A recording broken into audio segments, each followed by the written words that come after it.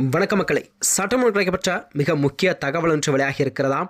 175 தொகுதிகளை இரட்டையிலையா, பாஜகவுக்கு 23, பாமகவுக்கு 15. எடப்பாடி போட்ட ஒரு மெகா கணக்கு. அதிர்ச்சியில் கூட்டணி கட்சிகளா? வாங்க வீடியோவை முன்பாக்கலாம். அதாவது தமிழக அரசில் வரக்கூடிய இந்த 2026 சட்டமன்ற தேர்தல் என்பது கண்டிப்பாக அனைத்து கூட்டணி கட்சிகளும் தங்கள் தொகுதி பங்கீடன அரசியலிலே மும்பாரமாக செயல்பட தொடங்கிவிட்டதா. அந்த வகையில்தான் தமிழகத்தில் அதிமுகவுடன் பாஜக மட்டுமே கூட்டணி வலுவான வைத்த நிலையில்தான் அதனைத் தொடர்ந்து அமமுகவின் டிடிவி தினகரன் மற்றும் பாமகவின் அன்புமணி ஆகியோர் கூட்டணியை வலுவாக பலப்படுத்தியிருக்கிறார்கள். இந்த வகையில்தான் தமிழகத்தில் அதாவது கூட்டணி பேச்சுவார்த்தை என்பது மிக தீவிரமான செயலில் ஈடுபட்டு கொண்டிருக்கிறதா. தமிழக சட்டமன்ற தேர்தல் நெருங்கி வரும் வேளையில்தான் அரசியல் களம் மிகுந்த எதிர்பார்ப்புடன் சூடுபிடிக்க தொடங்கிவிட்டது. அதாவது ஆளுங்கட்சியான திமுகவை வீழ்த்த மீண்டும் ஆட்சியை பிடிக்க வேண்டும் என்ற முனைப்பில் அதிமுக பொதுச்செயலாளர் எடப்பாடி பழனிசாமி தலைமையில் இந்த கூட்டணி ஒரு தீவிர பணிகளில் ஈடுபட்டு வருகிறதா. குறிப்பாக சொல்லப்போனால் தேர்தல் பணிகளில் மற்ற கட்சிகளை விட ஒருபடி முன்னால் இருக்கும் அதிமுக ஏற்கனவே முதற்கட்ட தேர்தல் அறிக்கை வெளியிட்டு தொண்டர்களிடையே ஒரு பெரும் உற்சாகத்தை எல்லாம் ஏற்படுத்தி கொண்டிருக்கிறதா. அதாவது கூட்டணி பேச்சுவார்த்தை மற்றும் தொகுதி பங்கீட்டை பொறுத்தவரை அதிமுக தலைமை ஒரு தெளிவான திட்டத்தை வகுத்துள்ளதாக தெரிகிறது. அதன்படி கண்டிப்பாக அதனுடன் கூட்டணி வைத்துள்ள பாஜகவிற்கு 23 தொகுதியிலும், பாமகவிற்கு 15 தொகுதியிலும், அமமுகவுக்கு சுமார் 7 முதல் 9 தொகுதிகள் வரை கண்டிப்பாக ஒதுக்கப்படலாம் என அதிமுக தலைமை அறிவித்துள்ளதா.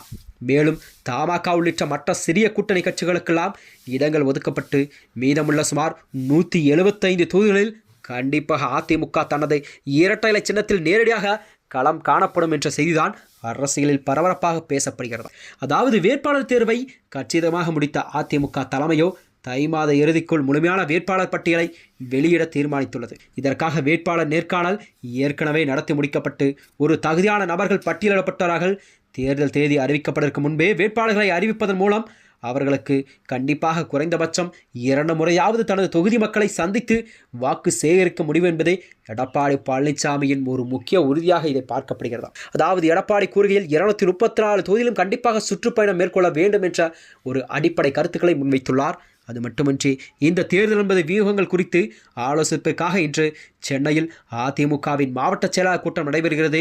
இதில் தொகுதி பங்கீடு, தேர்தல் பிரச்சார பயணம் மற்றும் பிரதமர் மோடி உள்ளிட்ட ஒரு முக்கிய தலைவர்கள் பங்கேற்கும் பொதுக்கூட்டங்கள் குறித்து விரிவாக விவாதிக்கப்பட உள்ளது.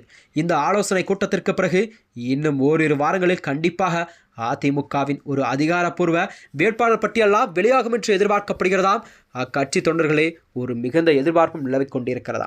இந்த வகையில்தான் எடப்பாடியின் அடுத்த கட்ட நகர்வு என்னவாக இருக்கும், கண்டிப்பாக அவர் கூட்டணி தொகுதி பங்கிடன கண்டிப்பாக தெளிவாக பிரிக்கப்பட்டு அவர் அடுத்த கட்ட நடவடிக்கை என்னவாக இருக்கும் என்பது மக்களிடம் ஒரு கேள்விக்குறியாக பார்க்கப்பட்டு வருகிறது.